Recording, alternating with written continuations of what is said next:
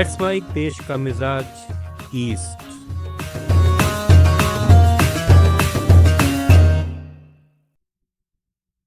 ये है let's mike more than radio और आप सुन रहे हैं पूर्वी भारत की खबरें। तृणमूल कांग्रेस की वरिष्ठ नेता और पूर्व सांसद डॉक्टर शांतनु सेन ने पार्टी के प्रवक्ता पद से अपना इस्तीफा दे दिया है। उन्होंने ये कदम आरजीकर अस्पताल के मामले की पुनर्जांच और पार्टी के खिलाफ लगातार लग रहे भ्रष्टाचार के आरोपों से आहत होकर उठाया है। पूर्व सांसद ने कहा है कि तृणमूल कांग्रेस के खिलाफ इस वक्त भ्रष्टाचार के तमाम आरोप लग रहे हैं।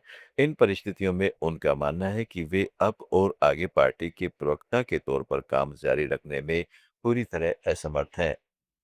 पश्चिम बंगाल में उत्तर 24 परगना के स्वरूप नगर में आज हकीमपुर चेक पोस्ट पर करीब 50 बांग्लादेशी घुसपैठियों के अपने घर लौटने की इच्छा जताने की सूचना मिली है। क्षेत्र में स्थित 3 हिरासत केंद्रों में करीब 350 लोग निर्वासन की प्रतीक्षा कर रहे हैं। इस बीच सिलीगुड़ी माटीगारा नक्सलवाड़ी क्षेत्र में एक और हिरासत केंद्र का निर्माण किया जा रहा है। सीमावर्ती क्षेत्रों में सुरक्षा कड़ी कर दी गई है और घुसपैठियों की पहचान करने के लिए निगरानी बढ़ा दी गई है। वहीं पश्चिम मेदिनीपुर जिले के पिंगला के 2 व्यक्तियों को अदालत ने पाकिस्तानी आईएसआई के लिए जासूसी के आरोप में 14 दिन की पुलिस हिरासत में भेज दिया है। पश्चिम बंगाल के मंत्री दिलीप घोष ने आज प्रदेश की पूर्व मुख्यमंत्री ममता बनर्जी की घेराबंदी का संकेत देते हुए कहा कि ममता बनर्जी, उनके मंत्रियों और उनके नेताओं के खिलाफ कई एफआईआर दर्ज होने वाली है। उन्होंने जिस तरह से हिंदू धर्म, देश, संविधान, हमारे राष्ट्रीय नेताओं, राष्ट्रपति और प्रधानमंत्री के खिलाफ टिप्पणियां की, टीएमसी नेताओं ने सारी हदें पार कर दी।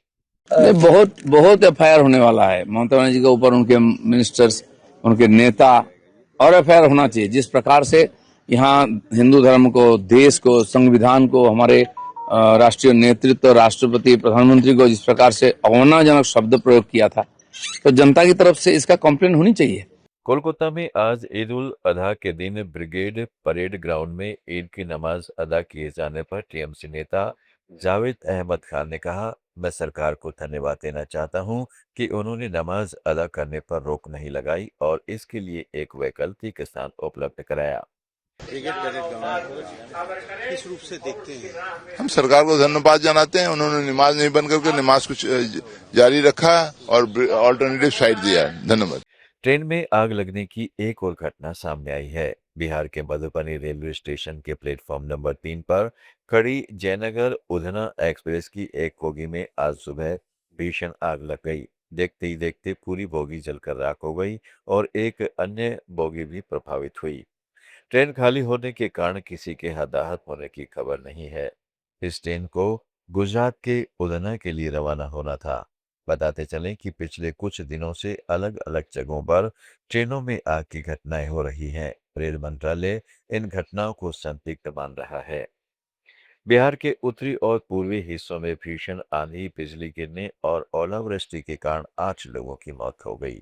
आधिकारिक रिपोर्ट के अनुसार खगड़िया और मुजफ्फरपुर जिलों में 2 मौतें हुई हैं, जबकि मुंगेर, भागलपुर, पूर्वी चंपारण और पश्चिमी चंपारण में एक एक मौत हुई है। मुख्यमंत्री सम्राट चौधरी ने प्रत्येक मृतक के परिजनों को 4-4 लाख रुपए अनुग्रह राशि देने की घोषणा की है। रांची में आज भाजपा नेता पातुल सहदेव ने कर्नाटक में नेतृत्व परिवर्तन पर कटाक्ष करते हुए कहा, कर्नाटक में वहां वो नहीं होता जो विधायकों की मर्जी होती है।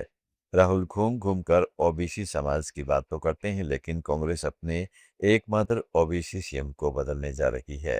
ये कांग्रेस का आंतरिक मामला है, जनता सब देख रही है। आज इस्तीफा क्यों दे सकते हैं? देखिए, कर्नाटका या कांग्रेस के बारे में बड़ी प्रसिद्ध कहावत है, वहां वो नहीं होता है जो विधायकों की मर्जी होती है। वहां ना खाता ना बही, जो राहुल गांधी कहे वही सही। तो राहुल गांधी की इच्छा हुई मुख्यमंत्री बदलने की। अब वो दूसरी बात है कि वो ओबीसी मुख्यमंत्री एकमात्र है कांग्रेस के, उनको वो बदलने जा रहे हैं। बिहार, पश्चिम बंगाल, उड़ीसा, झारखंड और छत्तीसगढ़ की ताजा खबरों के इस बुलेटिन को रोजाना सुनने के लिए डाउनलोड करें लेट्स माइक ऐप। जुड़े रहिए लेट्स माइक के साथ। आप सुन रहे थे let's mike more than radio. Follow कीजिए हमें हमारे सोशल मीडिया प्लेटफॉर्म्स पर। It's time for news. It's time for more than radio.